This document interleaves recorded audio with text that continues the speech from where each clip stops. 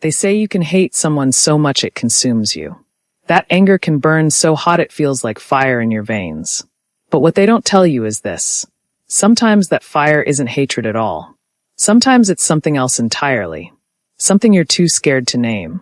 I learned that truth on a cold October night when everything I thought I knew about myself came crashing down.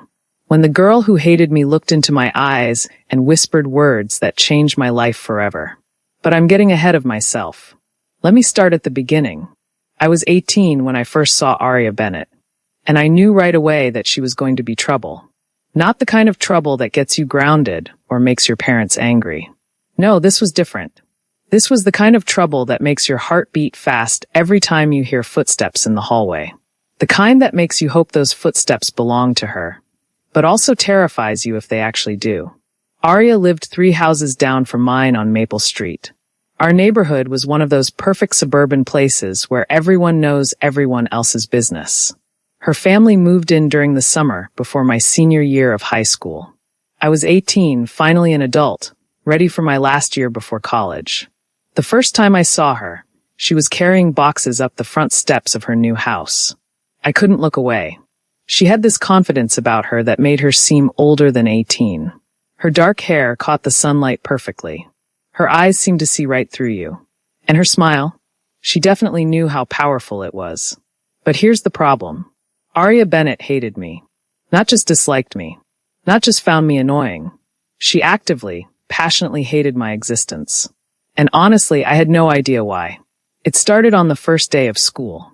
I was walking to my locker, minding my own business. The hallway was crowded with students everywhere. I accidentally bumped into her. These things happen, right? I turned around to apologize. Maybe introduce myself properly since we were neighbors and all. But before I could even open my mouth, she looked me up and down with pure disgust on her face. "Watch where you're going, princess," she said. Loud enough for half the hallway to hear. Princess. Like it was the worst insult she could think of. Like the word itself tasted bad in her mouth. I stood there, completely shocked. I watched her walk away while her friends laughed. Suddenly, I felt smaller than I had since middle school. I'd never experienced anything like that before. I was used to being liked, or at least tolerated. I played varsity soccer. I had decent grades. I got along with pretty much everyone. But Aria Bennett looked at me like I was something disgusting she'd stepped in. From that day forward, it felt like she made it her personal mission to make my life miserable. Not in obvious ways that teachers would notice. Aria was too smart for that. It was subtle, calculated cruelty that somehow hurt worse than regular bullying. She'd walk into a room, and the temperature would drop 10 degrees. If I was talking to someone, she'd interrupt with some comment that made me feel stupid. She had this way of laughing at things I said that made me question myself. Made me wonder if I'd said something ridiculous without realizing it. Once, I was giving a presentation in AP history about the women's suffrage movement. I'd actually researched it thoroughly and felt confident about it. Aria sat in the back row. Every time I made a point, she'd raise her eyebrows slightly, or exchange looks with her friends.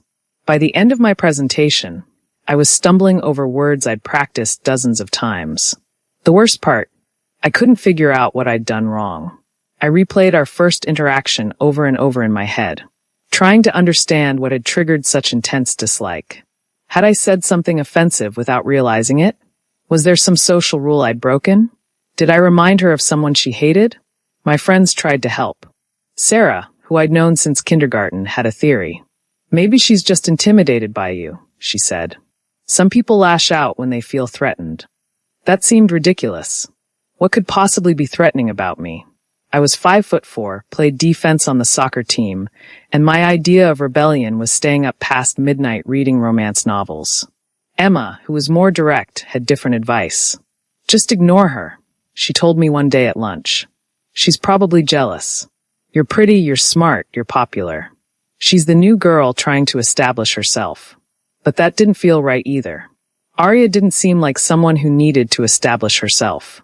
From day one, she commanded respect in a way that seemed completely natural.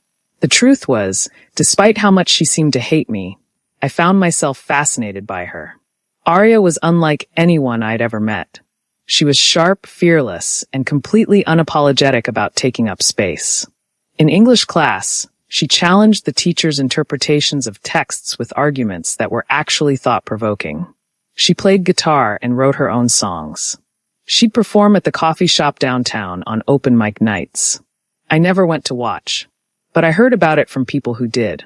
They always came back talking about how incredible she was, how her voice could make you feel things you didn't expect to feel. There was something magnetic about her anger, too. The way she could shut down a conversation with a single look. The way she never backed down from a fight, even when she was outnumbered. I'd watch her in the hallways, surrounded by her small but fiercely loyal group of friends. And I'd wonder what it would be like to be on the receiving end of that loyalty instead of her contempt. I started paying attention to things about her that I probably shouldn't have. The way she always wore the same silver ring on her right hand, twisting it when she was thinking. How she took her coffee black and drank it while it was still too hot for most people. The fact that she always sat in the back left corner of every classroom, like she was planning her escape route. Small details that I collected without meaning to, storing them away like evidence of something I couldn't name. The worst part was the dreams. I'd wake up in the middle of the night, heart pounding, from dreams where Arya and I were having conversations that felt more real than any interaction we'd had in waking life. Dreams where she'd smile at me the way she smiled at her friends. Where her voice was soft instead of sharp. Where she looked at me like I mattered instead of like I was an inconvenience. I'd lie in bed afterward, staring at the ceiling, trying to convince myself that it was normal to dream about people you disliked. That it didn't mean anything. That the strange ache in my chest when I woke up was just frustration at not being able to fix whatever was broken between us. But deep down, in a place I wasn't ready to examine too closely, I knew it was more than that. I knew that somewhere between the first cruel comment and the 100th cold shoulder, my feelings toward Arya Bennett had shifted into something I didn't have words for. Something that scared me more than her hatred ever could. Because at 18, in a small suburban town where everyone knew everyone else's business, there were some things you just didn't think about yourself. Some possibilities you didn't entertain. Even when they kept you awake at night. Even when they made your heart race every time you heard her voice in the hallway. I thought I could keep pretending forever. I thought I could survive senior year by avoiding her as much as possible. Then escape to college where I'd never have to see Arya Bennett again. I had no idea that everything was about to change. But Arya Bennett had other plans. And those plans involved completely turning my world upside down on a cold Friday night in October. It happened during homecoming week, which was already stressful enough without adding Arya's particular brand of psychological warfare to the mix. The whole school was buzzing with excitement. Streamers in our school colors hung from every available surface. The hallways smelled like spray paint from all the poster making. And everyone was either asking someone to the dance, being asked, or dramatically complaining about their lack of a date. I was part of the homecoming committee. Because of course I was. Good girls from good families volunteer for things like that. We'd spent the entire week after school in the gymnasium, transforming it into what our theme committee had optimistically called an enchanted garden, but what looked more like a craft store explosion. Still, there was something satisfying about the work. The way it kept my hands busy and my mind occupied. Arya, predictably, wanted nothing to do with any of it. I'd catch glimpses of her leaving school while the rest of us were still hanging fake flowers from basketball hoops. Her guitar case slung over her shoulder. Looking like she was headed somewhere infinitely more interesting than our small town had any right to offer. The night that changed everything started like any other committee meeting. We were putting the finishing touches on centerpieces. Sarah was telling us about her dress for the dance. Emma was complaining about her date's inability to coordinate his tie with her outfit. Normal teenage problems that felt both incredibly important and completely trivial at the same time. I was hot gluing silk roses to a foam ball, trying not to burn my fingers. That's when Mrs. Henderson came over with her clipboard and that stressed expression she'd been wearing all week. "Jessica," she said, and I knew immediately that I wasn't going to like what came next. In my experience, when teachers ask for huge favors, it usually means you're about to be volunteered for something you definitely don't want to do. But Mrs. Henderson had always been good to me. And besides, what choice did I have? We're missing decorations for the back corner of the gym, she continued. I had a whole box of them in my car, but apparently my trunk has been leaking and everything got ruined. I need someone to run to the storage unit and grab the backup supplies. She held out a set of keys. I could see my Friday night disappearing before my eyes. The storage unit was across town. By the time I got there and back, everyone else would be gone. I'd be stuck finishing the setup by myself. I'll go with her, said a voice behind me. I turned around. There was Aria Bennett, standing in the gymnasium doorway like she'd appeared out of thin air.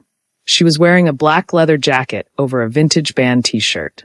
Her dark hair was pulled back in a way that made her cheekbones look even more defined.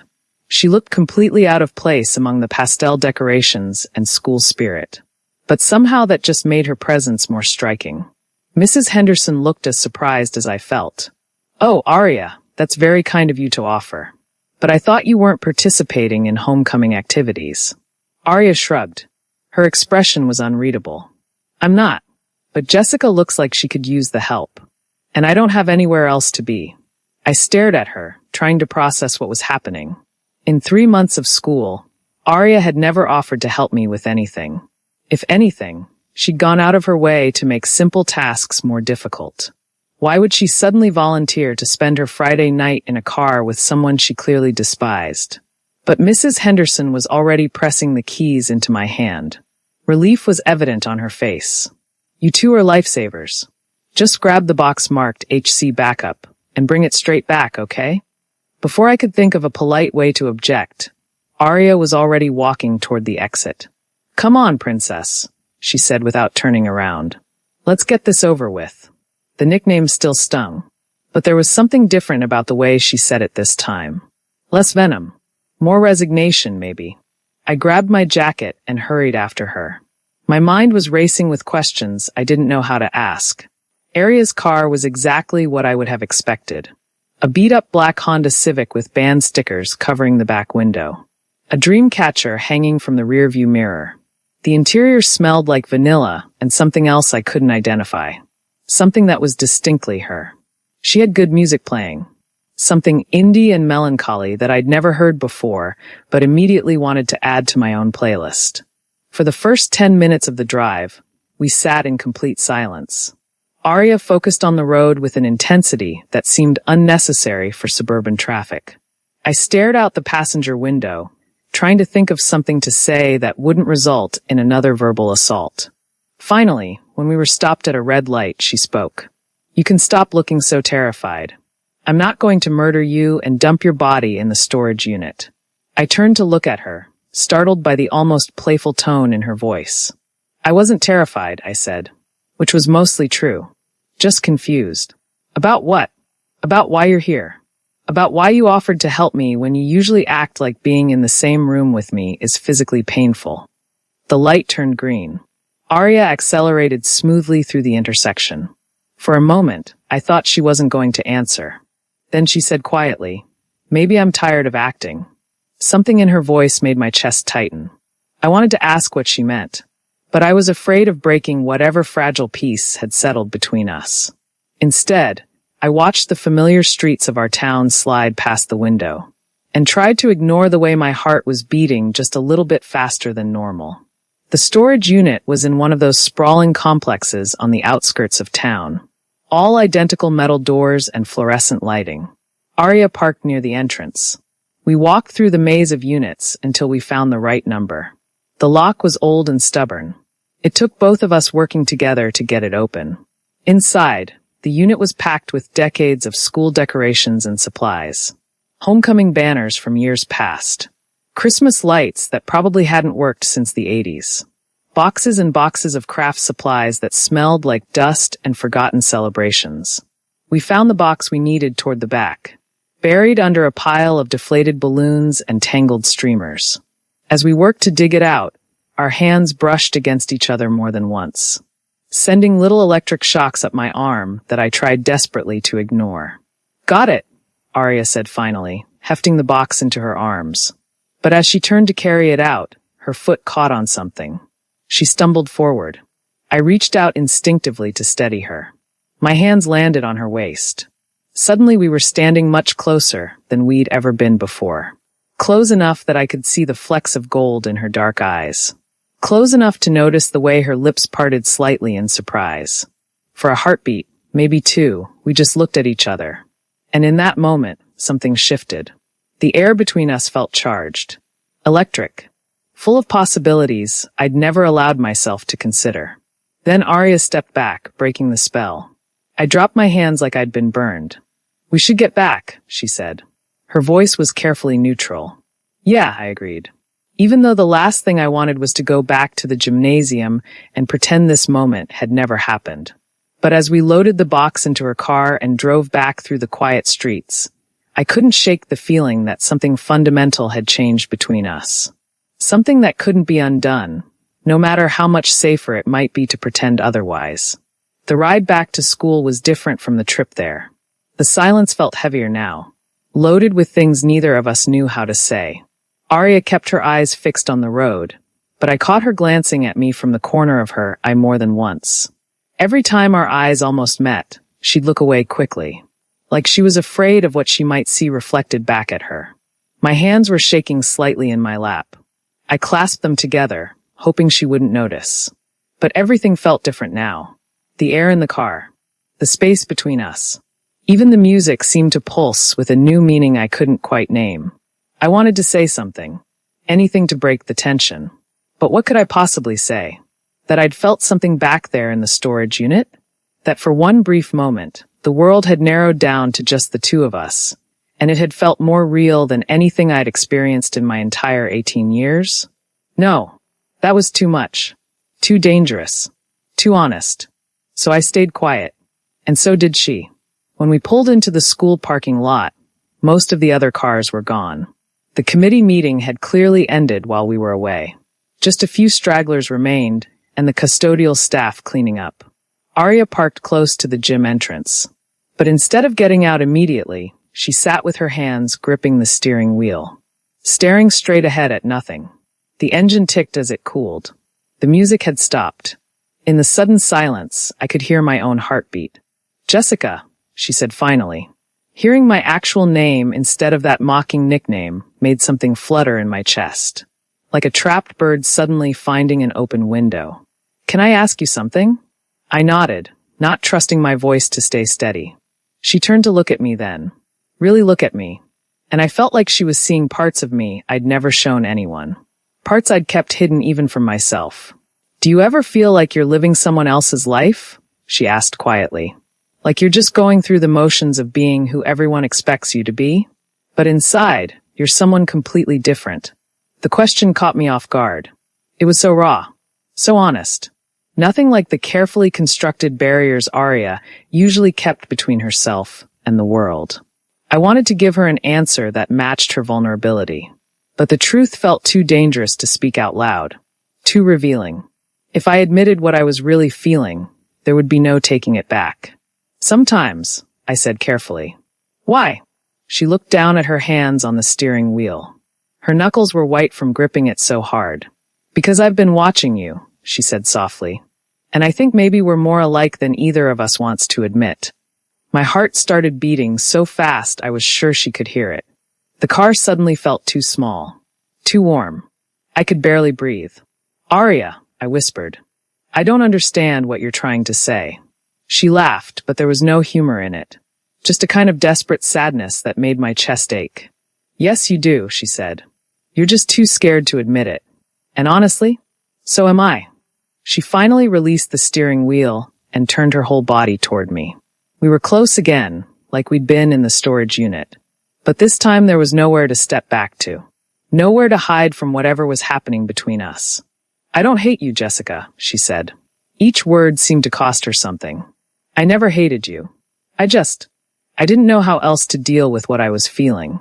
And it was easier to be cruel than to be honest." "What were you feeling?" I asked, even though part of me already knew. Part of me had known from the very beginning. "Every time I saw you," she said, "laughing with your friends, being perfect at everything, fitting in so easily, it made me angry. Because you made it look so effortless. And I was over here struggling just to get through each day without anyone seeing how much I was pretending. She paused, taking a shaky breath. But then I realized something, she continued. You were pretending too. Maybe not the same way I was. But you were hiding something. I could see it in your eyes sometimes when you thought no one was looking. This sadness. This fear. And it made me wonder what you were so afraid of. I felt tears prick at the corners of my eyes. No one had ever seen through me like this before. No one had ever looked close enough to notice the cracks in my perfect facade. I'm afraid of a lot of things, I admitted. My voice was barely above a whisper. Like what? Like not being who my parents want me to be. Like disappointing people. Like being different in ways that people won't understand or accept. I took a shaky breath. Like feeling things I'm not supposed to feel. The last words hung in the air between us. Heavy with meaning. Impossible to take back.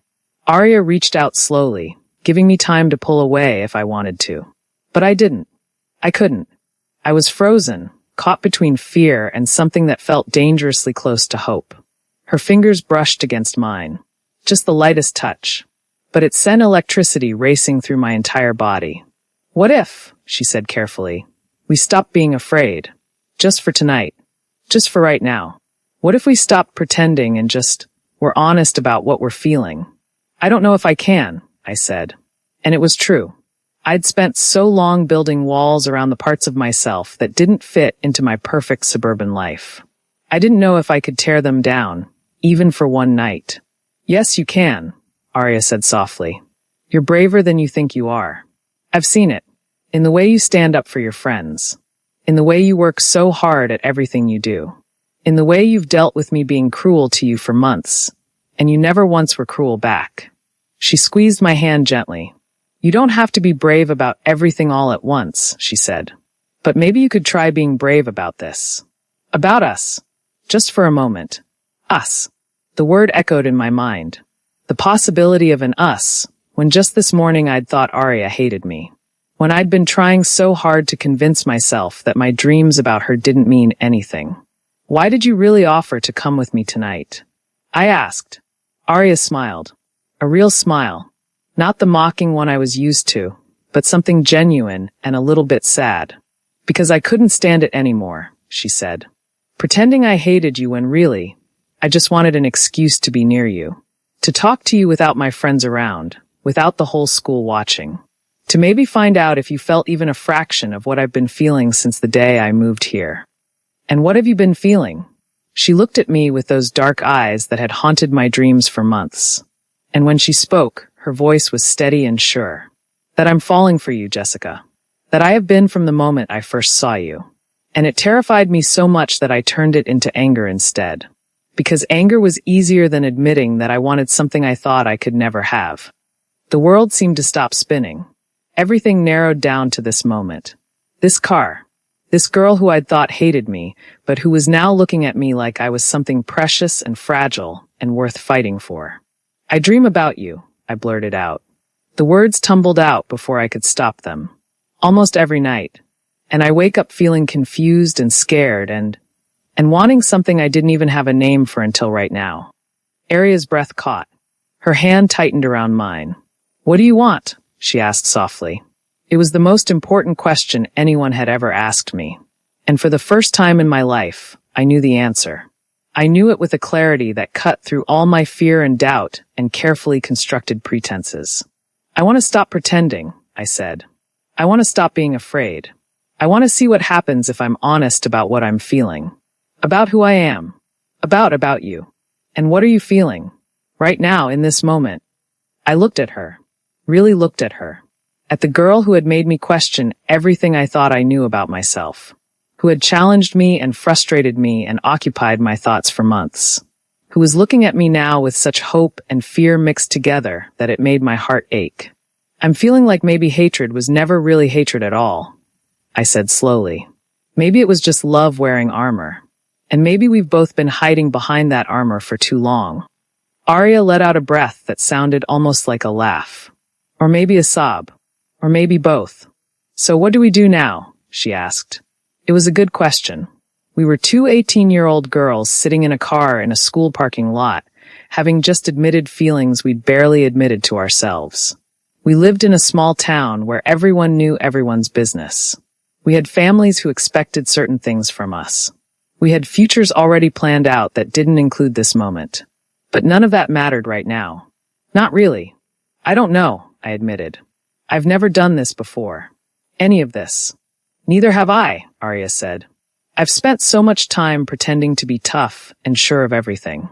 But the truth is, I'm terrified. Of what my parents will think. Of what people at school will say. Of messing this up before it even starts. Me too, I said. And it felt good to admit it. To let someone see my fear instead of always pretending to have it all together. We sat there for a long moment, just holding hands in the darkness of the car. The parking lot lights cast long shadows across the dashboard.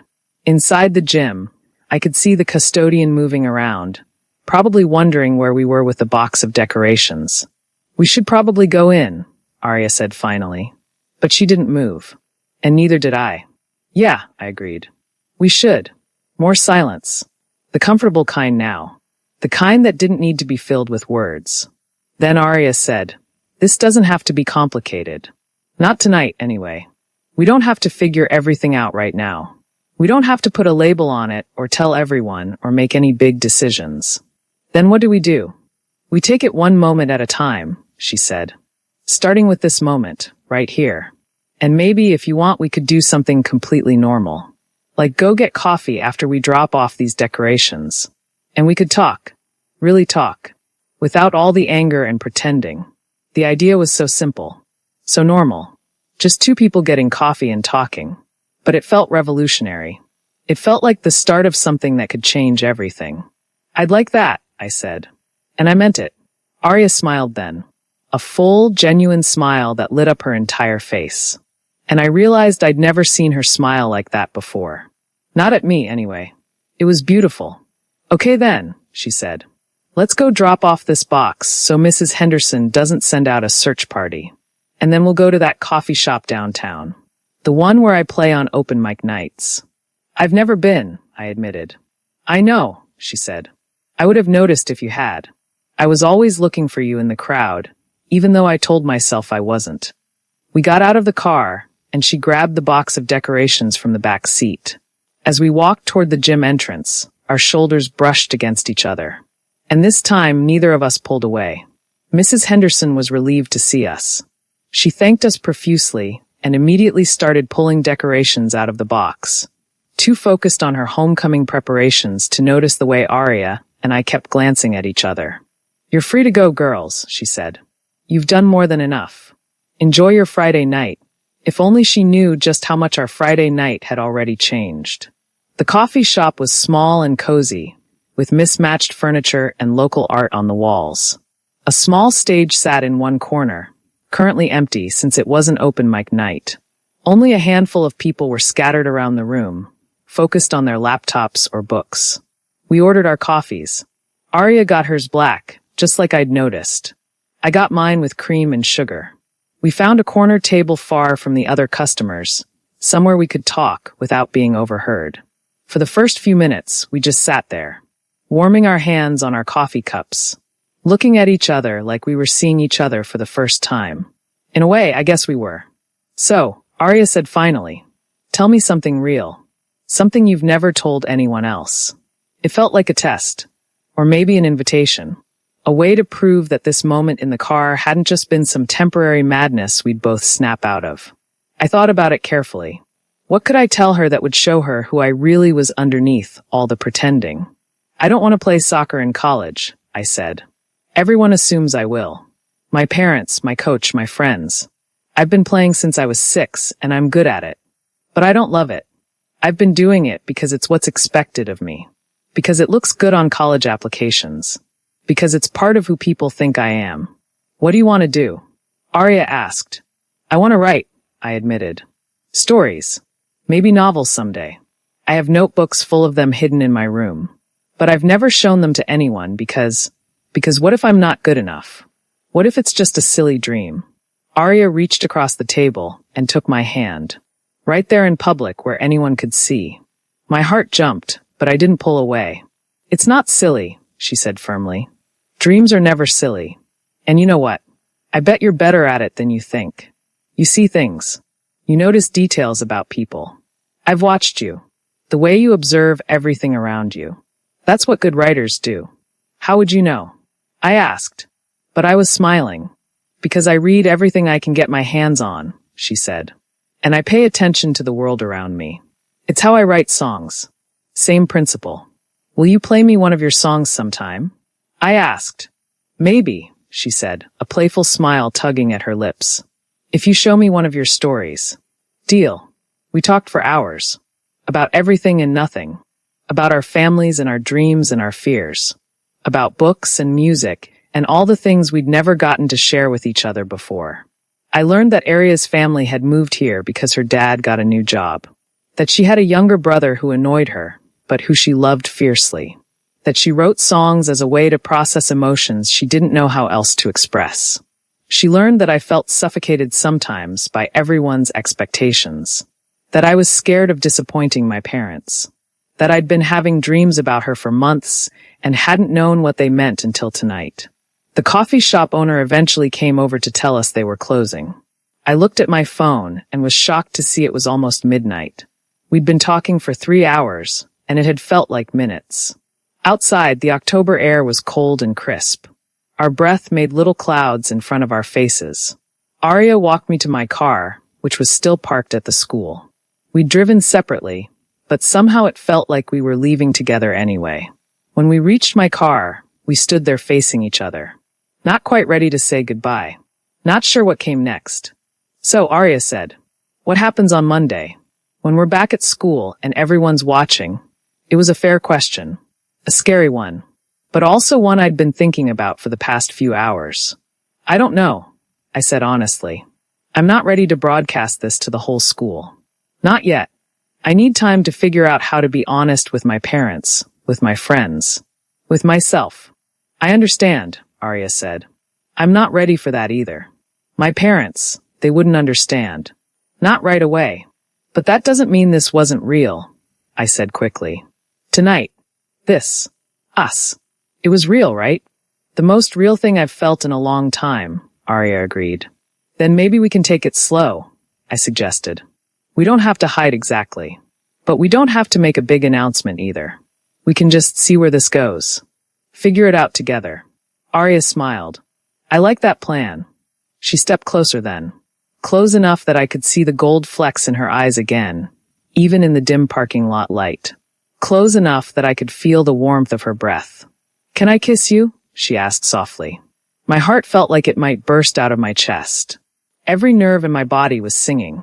Every fear I'd had seemed small and far away compared to this moment. "Yes," I whispered. She leaned in slowly, giving me time to change my mind. But I didn't want to. I'd never wanted anything more in my entire life. When her lips touched mine, it was gentle, tentative, perfect, like a question and an answer all at once. Like coming home to a place I'd never been before, but had always been searching for. It lasted only a few seconds. But in those seconds, everything changed. Everything aligned. Every piece of the puzzle that was my life suddenly clicked into place. When we pulled apart, we were both smiling. Really, truly smiling. "I should go," I said reluctantly. "My parents will wonder where I am." "Text me when you get home?" Aria asked. "So I know you made it safely? You want my number?" I teased. "I've wanted your number since the day I met you," she admitted. I was just too stubborn to ask. We exchanged phones and added each other's numbers. And it felt like such a normal thing. Something teenagers did every day. But for us, it felt monumental. "Good night, Jessica," Aria said. "No more princess. Just my name," said softly like it meant something. "Good night, Aria." I got in my car and drove home through the quiet streets. My lips still tingled from that kiss. My heart still raced from everything that had happened. My mind kept replaying the entire night over and over, like I was afraid if I stopped thinking about it, I might wake up and find it had all been a dream. But it wasn't a dream. It was real. Aria Bennett didn't hate me. She never had. And I didn't hate her either. What I felt was something else entirely. Something that scared me and thrilled me and made me feel more alive than I'd ever felt before. When I got home, My parents were already in bed. I crept upstairs to my room and immediately pulled out my phone to text Arya. Made it home safe. Thank you for tonight. For everything. Her response came almost immediately. Thank you for being brave enough to be honest. Sleep well. I'll see you Monday. And hey, maybe Monday won't be so scary after all. I fell asleep that night with a smile on my face. And for the first time in months, I didn't dream about Arya Bennett. I didn't need to, because the reality of what we'd shared was better than any dream could ever be. That night taught me something important. Sometimes the person who challenges you the most is the one who understands you best. Sometimes hatred is just love wearing armor. And sometimes, one night really can change everything if you're brave enough to let it. Arya was right about one thing. We were more alike than either of us wanted to admit. And maybe that wasn't something to be afraid of anymore. The girl who I thought hated me didn't hate me at all. She was just as scared as I was of what we might become if we stopped fighting it. She was scared of the same things I was scared of. Scared of being different. Of not fitting in. Of loving in a way the world might not understand. But we decided to be scared together instead of alone. And that made all the difference. I realized that night that the real trouble wasn't that Arya Bennett hated me. The real trouble was that I was falling in love with her. And I had been from the very beginning. I just hadn't been ready to admit it until she gave me permission to stop pretending. That's how love works sometimes. It starts as friction, as resistance. Two people pushing against each other until they realize they're actually pushing towards something beautiful. Something worth the risk. Sometimes you have to hate someone first before you can love them completely. And sometimes, if you're really lucky, they hate you right back for all the same reasons. Monday would bring new challenges. New fears. New questions about how to navigate this thing between us. But that was a problem for Monday.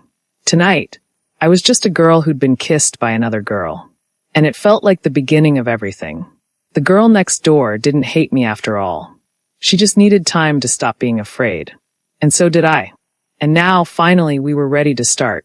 If this story touched your heart, if you've ever loved someone who seemed impossible to reach, or if you've ever been too scared to admit the truth about your own feelings, you're not alone. Sometimes the bravest thing we can do is stop pretending and start being honest about who we really are. Drop a comment below and tell me, have you ever experienced love that started as something else? Have you ever been afraid to show your true self? Your story matters, and I'd love to hear it. And if you want to know what happened next between Arya and me, how we navigated Monday morning, what we told our friends, and whether our love survived the reality of our small town, let me know in the comments. There's so much more to our story, and I can't wait to share it with you. Don't forget to like this video if it made you feel something, and subscribe to Love Beyond Rules for more stories about courage, authenticity, and the beautiful mess of figuring out who we really are and who we're meant to love. Remember, your feelings are valid. Your story is worth telling, and you deserve to love and be loved for exactly who you are. Until next time, keep being brave, keep being you, and never let fear stop you from reaching for the love you deserve.